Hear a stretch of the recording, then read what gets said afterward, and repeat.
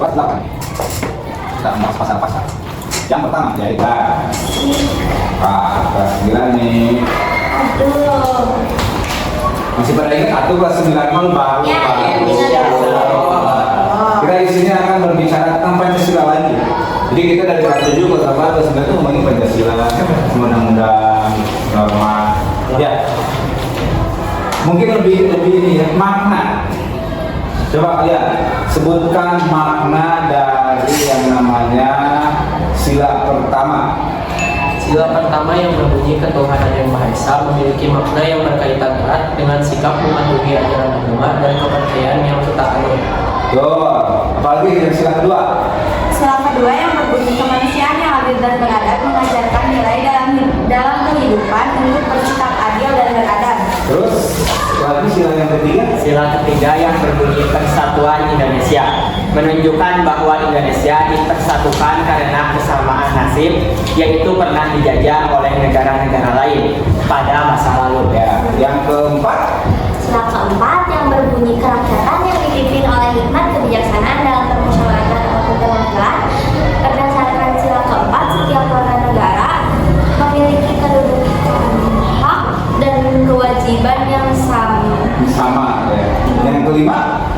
Selanjutnya sila kelima berbunyi keadilan sosial bagi seluruh rakyat Indonesia. Sila tersebut memiliki makna bahwa negara menjamin setiap rakyat Indonesia untuk memperoleh perlakuan yang adil di bidang sosial, politik, ekonomi, budaya, dan aspek kehidupan lainnya. Berarti kan udah jelas kalau makna-makna dari Pancasila ini kan sangat jelas ya. Yang pertama tentang agama, yang kedua yaitu tentang keadilan dan beradab, bersikap adil dan ada, sebenarnya itu ada di sana. Ya kalian kalau percaya lah. Contohnya seperti ketemu dengan guru, sopan, pintar, permisi, saling itu ada pada dia sangat Indonesia. Nah, Ciri khas. yang salah itu persatuan kesatuan ya, Indonesia itu disatukan karena pernah merasakan. Jadi intinya ketika dalam Pancasila ini sama-sama ya, dari mulai Aceh sampai dengan Papua, karena kita sama-sama dia. Jadi kita bisa merasakan nggak ada Jawa Barat istimewa di Papua, nggak ada, semua sama ya. Yang selanjutnya yaitu milik Indonesia itu yang keempat yaitu mereka itu melalui kebijaksanaan ya. Di sini itu berdasarkan sila keempat benar-benar memiliki kedudukan anak. Kalian boleh nyalon jadi itu nggak? Boleh. Jadi presiden? Boleh. Nggak ada. Wah ini mah anak presiden nih. Boleh. Kalau mau anak petani? Nggak boleh. Nggak bisa karena sama kedudukannya kita. Kalau punya anak petani, kalau punya duit, bukan punya duit, tapi apa? Kalau kita smart, boleh dong. Kalau punya gagasan, ya iyalah. Sebenarnya kan di kelas kita, jadi kemarin musim kuliah masih siapa aja yang nyalon boleh dong. Ya, yang selanjutnya yaitu keadilan sosial bagi seluruh Indonesia. Jadi ya kayak semua itu di mata hukum itu sama. Ya, wah ada yang presiden, ini anak menteri. Ya, kita nggak naik dong Indonesia walaupun kenyataannya ya hukum kita itu tajam ke bawah, tumbuh ke atas. Itu kita realita dong ya. Nah, betul ya. Nah selanjutnya kita akan bahas pasal-pasal. Nah, kita akan bahas ini di pasal ke-11 dijelaskan ya. Berdasarkan paparan Jili, setiap kebijakan menuju pada Pancasila sebagai nilai utama. Nah, di sini ya, maka dipaparkan semua pasal itu adalah undang-undang RI terinspirasi dari Pancasila. Contohnya pasal 29 ayat 1 kan dijelaskan negara kita Berdasar atas ketuhanan yang Maha Esa. Ayat 2-nya negara menjamin kemerdekaan tiap-tiap penduduk untuk mengatur agamanya masing-masing dan untuk beribadat menurut agamanya dan kepercayaannya itu. pasal 27 berbunyi Tiap-tiap warga negara berhak atas pekerjaan dan penghidupan yang layak bagi kemanusiaan. nah itu ya. Terus pasal 31 pemerintah Pemerintah memajukan ilmu pengetahuan dan teknologi dengan menjunjung tinggi nilai-nilai agama dan persatuan bangsa untuk kemajuan manusia. Ya selanjutnya ya banyak ya. Sampai dengan pasal nih yang paling terpenting nih. Pasal 33 apa? Pasal 33 ayat 4 disebutkan perekonomian nasional diselenggarakan berdasar atas demokrasi ekonomi dengan prinsip kebersamaan, efisiensi, berkeadilan, berkelanjutan, berwawasan lingkungan, kemandirian, serta dengan menjaga keseimbangan, kemajuan, dan persatuan ekonomi nasional. Nah, berarti yang mengatur tentang ekonomi itu ada di pasal 33 ayat 4 itu. Jadi kita mungkin boleh nggak kalau sama dengan pasal 33. Jadi tentang ekonomi lah intinya ya. Yang selanjutnya yaitu hubungan Pancasila dengan negara kesatuan. Ini ya. Contohnya, yaitu melakukan musyawarah untuk menyelesaikan masalah itu masih sila keempat. Pemerintah memberikan akses pendidikan, kesehatan, pemukiman untuk semua warga negara itu sila berapa? Kelima. Yang ketiga, bersikap adil kepada sesama teman dan membantu mereka ketika kesulitan. Sila kedua. Semangat rakyat Indonesia dalam bekerja sama dan saling menolong ketika menghadapi pandemi COVID. Sila ketiga. Yang ketiga persatuan ya. Beribadah dan saling menghormati menurut agama sila berapa? Satu ya. Oke, lanjut ya, kita berbicara itu untuk bab pertama ya. Yang selanjutnya itu hak dan kewajiban. Jelas dong. Nah, sebelum kita lanjut ada hak menurut ahli. Di sini ada menurut siapa aja sih? Ada profesor.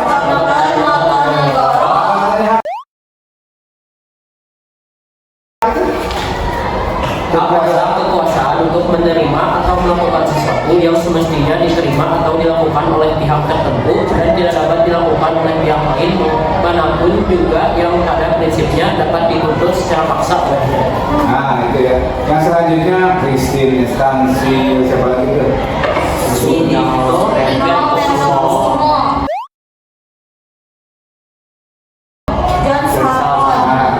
John Salman tuh ada 4. Ya, haknya sempit yaitu hak yang diperoleh seorang dengan syarat melakukan suatu kewajiban tertentu. Hak kemerdekaan yaitu hak yang dimiliki seseorang untuk melakukan kegiatan dengan syarat tidak mengganggu dan tidak melanggar hak orang lain. Yang ketiga, hak kekuasaan yaitu hak yang diperoleh seseorang untuk meraih kekuasaan, mengubah hak serta kewajiban melalui jalur dan cara hukum.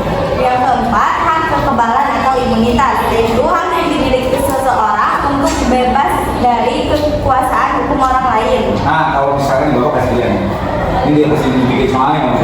Kalian mau pilih yang mana sih? Yang ini ya, Profesor Dr. Sotonegoro. Profesor Negara? Ya. Yakin? Dikit pak ya dikit. Yang ini Pak, emang sulit. Enggak Kristin aja tuh Kristin dong. Oh, yang Kristin. Boleh. Yang mana sih ya? Yang Kristin. Yang Kristin. Kalau kewajibannya sama tuh. Kristin apa itu Kristin? Izin atau kekuasaan yang diberikan hukum. Oh, Kristin itu adalah hak merupakan izin atau kekuasaan yang diberikan hukum. Yang selanjutnya yaitu kewajiban. Ada menurut Profesor Sandro. Kewajiban merupakan beban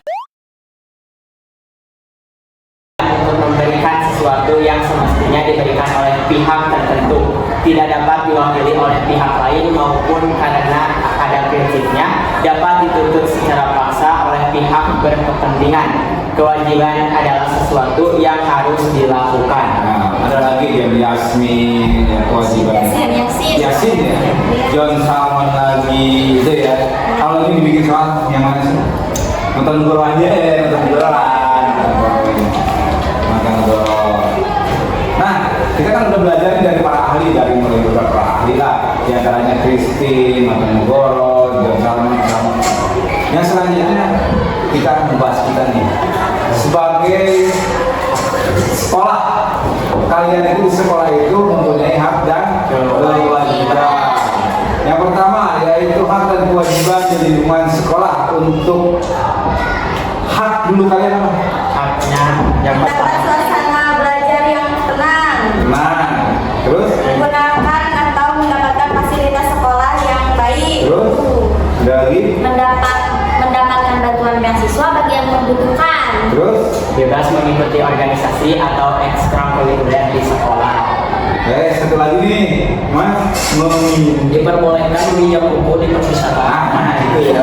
Jadi kalian itu nggak dilarang, boleh kalian sama juga hak kita sendiri dan hak kita mendapatkan pelajaran yang benar. Jadi ketika ada tetangga kita yang berisik, jangan mau jadi berisik. Ya, ada juga yang berisik. Yang selanjutnya kewajiban kalian apa? Menghormati guru, tenaga pendidikan, dan semua warga sekolah. Terus Merawat dan menjaga fasilitas sekolah dengan baik serta tidak merusaknya. nah, yang selanjutnya Melaksanakan tata tertib di sekolah. terus Tidak berperilaku semena-mena terhadap warga sekolah. Dan yang terakhir mengikuti upacara bendera. apa saya itu menurut kewajiban. Duduk gitu ya. Walaupun kalian tahu kewajiban tapi upacaranya serius. Satu air. Dan selanjutnya kita di lingkungan keluarga, yaitu hak kita di lingkungan keluarga nih. Isi balik rumah apa aja sih? Mendapat kasih sayang penuh dari orang tua ataupun anggota keluarga yang lain. Saya lah. Buktinya kalian sampai segede gini.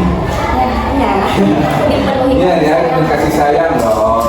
Nah kalian itu mau diajarin kasih, memperoleh pendidikan dan Bimbingan saat belajar. Mana? Kenapa? Nah, nggak mungkin bisa orang tua hebat sampai gitu. Mendapatkan perlindungan dari dan orang tua. keamanan dari orang tua. Pernah? Pernah. Dari kecil ada dilindungi. Sering. Terus mendapatkan? Kesejahteraan dan kemanfaatan kebutuhan hidup. Wih, semua banget tuh. Lalu itu kok yang sebenarnya banyak. Masih dikasih makan alhamdulillah. Terus mendapatkan? Jaminan kesehatan dari orang tua. Kalau sakit sudah kan? Tak.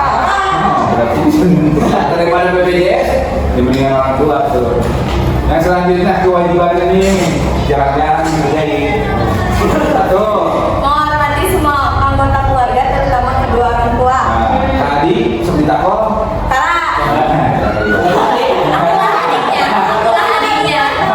Kamu adiknya. Iya, aku adiknya. Lebaran lah lebaran. Kalau mama enggak. Enggak. Yang selanjutnya yaitu membantu. Meringankan pekerjaan orang tua. Gimana? Abi kapan datang ke sapu ngepel? Mencuci baju.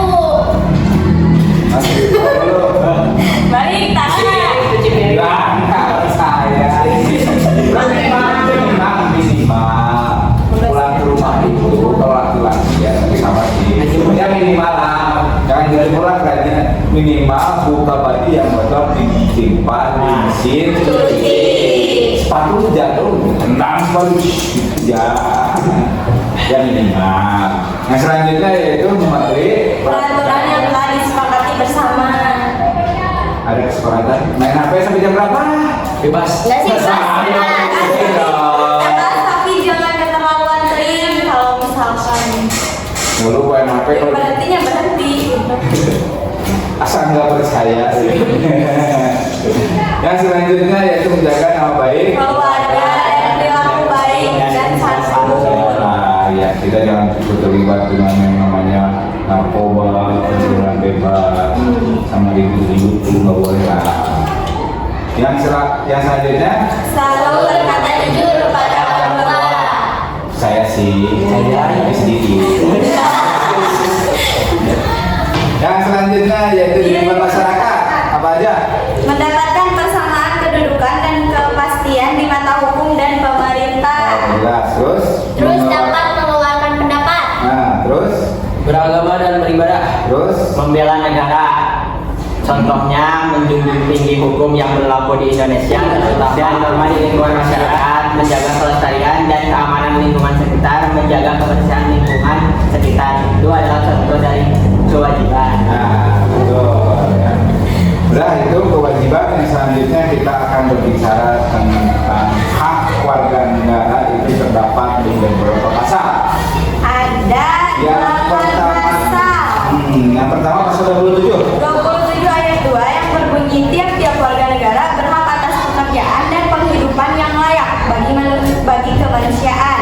Pasal Yang kedua, 28. pasal 28A yang berbunyi setiap orang berhak untuk hidup serta berhak mempertahankan hidup dan kehidupannya. Pasal 31 aja yang bawah. Pasal 31 ayat 1 yang berbunyi setiap warga negara berhak mendapat pendidikan. Nah, ini berarti kita kalau kalian beli yang mau dipakai sama Pasal 31. boleh lah, Yes. pasal 31 nih, yaitu tentang pendidikan. Ya. Terus kewajiban kita sebagai warga negara itu terdapat dalam beberapa pasal. Yang pertama pasal 27 ayat 1. Segala warga negara bersamaan kedudukan di dalam hukum dan pemerintahan dan wajib menjunjung hukum dan pemerintahan itu dengan tidak ada kecualinya. Pasal 27 ayat 3. Setiap warga negara berhak dan wajib ikut serta dalam upaya pembelaan negara. Kalau bikin soal pasal 27 boleh nggak? Ayat 3. Boleh, ayat 3. Pasal 27 ayat 3. Kalau pasal 30. Tiap-tiap warga negara berhak dan wajib ikut serta dalam usaha pertahanan dan keamanan negara. Iya. Hak dong kita, wajib hukumnya ya. Nah, kita berbicara tentang hak asasi manusia nih. Hak asasi manusia itu ya, atau istilahnya kita itu HAM ya. Jadi ada di dalam undang-undang yang tercantum dalam bab 9 bab 10A Undang-Undang NRI tahun 1945, yaitu ada pasal 28A sampai dengan 28 ya. Kita bacakan kepanjangannya, kita baca aja lah pasal 28A aja apa sih? Setiap orang berhak untuk hidup serta berhak mempertahankan hidup dan kehidupannya. Pasal 28B ada 2 ayat. Setiap orang berhak membentuk keluarga dan melanjutkan keturunan melalui perkawinan yang sah. Terus Setiap anak berhak atas keberlangsungan hidup, tumbuh, dan berkembang serta berhak atas perlindungan dari kekerasan dan diskriminasi. nah, jelas ya. Sini contohnya yang sederhana aja ya, berhak mempertahankan hidup-hidupannya. Jadi kalian itu berhak mendapatkan pekerjaan. Itu hak kalian dong. Yang selanjutnya yaitu hak kalian itu perkawinan. Awas. Misalkan nih kalian mau nikah nih, ada yang maling, nggak boleh. Itu bisa dibeli dengan pasal ini. Nggak boleh dong. Yang selanjutnya yaitu kalian mendapatkan perlindungan. Itu ada ya dalam undang-undang. Yang kita pakai soal pasal 28B aja ya. Boleh dong. 28B. Dan lanjut. Yang selanjutnya kita akan bahas lembaga negara. Lembaga negara itu terbagi 2, yaitu lembaga penegak hukum dan lembaga Peradilan. Jadi gini, kalau hukum itu berarti tidak bisa mengadili dong. Ya. Beda lagi kalau pengadilan tidak bisa menangkap. Coba lembaga penegak hukum apa aja? Polri. Polri atau Kepolisian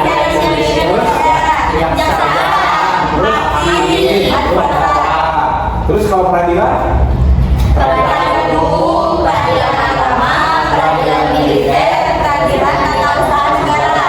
Ya, contohnya ya peradilan umum itu ya buat umum, buat yang maling apa gitu. Kalau peradilan agama itu kan yang mengurusi yang namanya pernikahan dan perceraian.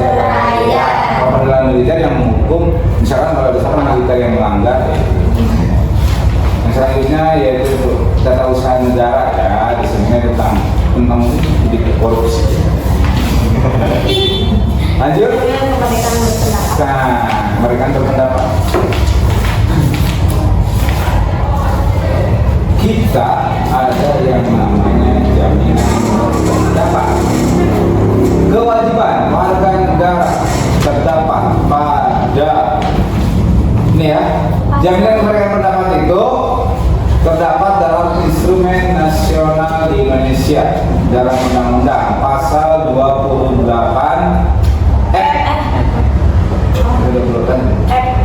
ya kan? Apa tadi setiap orang berhak? Setiap orang berhak untuk berkomunikasi dan memperoleh informasi untuk mengembangkan pribadi dan lingkungan sosialnya, serta berhak untuk mencari, memperoleh, memiliki, menyimpan, mengolah, dan dengan menggunakan segala jenis saluran yang tersedia. Pasal 3 aja, udah ya itu aja lah kalau untuk itu jaminan ya. Nah, kita di sini akan bahas next bentuk-bentuk penyampaian pendapat. Ada berapa aja? Ada gimana aja sih bentuk-bentuk penyampaian pendapat? Satu, yaitu dengan cara terus rapat umum, kita bahas satu-satu ya. Unjuk rasa ya boleh pasti, tapi dengan catatan dulu jelas, jangan ikut dia mau nggak tahu judulnya.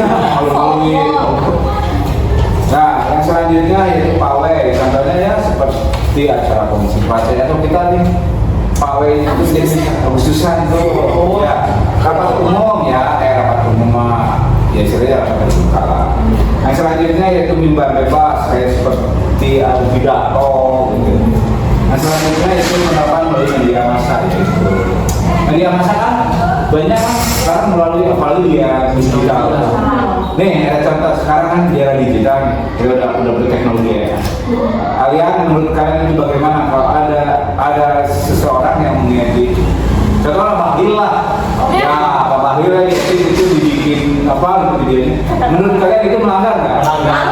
Melanggar ya, nggak boleh ya. Walaupun kita boleh beropini, berapa kita harus terjaga etika itu ya.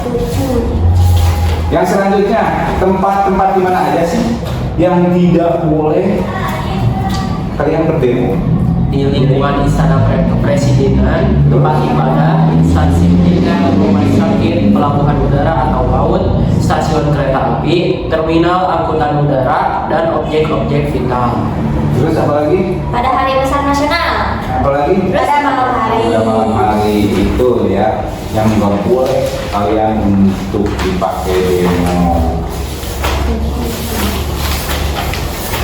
Udah, ada lagi yaitu di kita ini yaitu kearifan lokal. Ada yang namanya peribahasa ya. Peribahasa di satu kata ada peribahasa. Filosofi ajining diri sakalati ajining raga sakabusana. Itu dari mana sih? Itu dari Surabaya. Kalau di Jawa Barat ada di Jawa Barat apa tuh? Cager, bager, benar, single, dan gitar. Single. Kalau terus Satu suku 3 batu dari Papua Barat. Wah, filosofi banyak ya. Lojong temenang dipotong, potong temenang disambung. Wah, sudah banget. Nah, nanti filosofinya kita mau pakai yang mana ya? Sudah coba. Sudah. Ya pokoknya nanti mungkin ya soalnya bocoran soalnya. Ini misalkan filosofi ajining diri atau filosofi tri atau filosofi cager bager. Itu dari Filosofi yang dari Jawa Barat. Gitu ya. Tahu nggak? Satu tubuh 3 batu dari mana? Nah, gitu lah. Boleh ya? Soalnya kayak gitu ya. Udah menjaga kesatuan